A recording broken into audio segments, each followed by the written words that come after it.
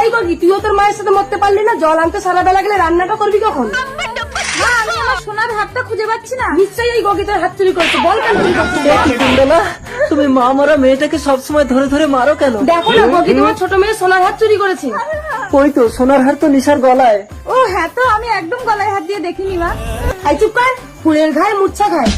গগি, এখানে থাকলে ওরা তোকে মেরে ফেলবে, তুই এ বাড়ি ছেড়ে চলে যা মা। জল।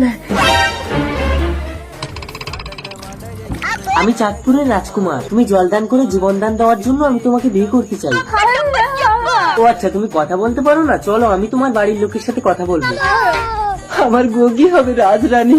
অসম্ভব, আমার মেয়ে থাকতে গগি হবে রাজরানী? রাজকুমার, তুমি আমার মেয়েকে বিয়ে করো। না, আমি গগিকেই বিয়ে করবো। নিশা, সহজে হবে না। গগি, তোর মা মরে যাবার পর থেকে আমি তোর উপরে অনেক অত্যাচার করেছি। বিয়ের আগে অন্তত একটা দিন তোকে যত্ন করে আমার পাপের প্রায়শ্চিত্ত করার সুযোগ দে। রাজকুমার, তাহলে তুমি আগামীকাল এসে গগিকে নিয়ে যাবে। তাই হবে। এই নিশা, গগির জন্য দুধ গরম করে নিয়ে আয়। খেয়ে নে গগি।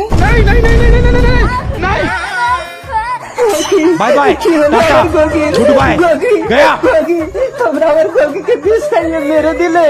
खत्म हो गया भैया मैटर।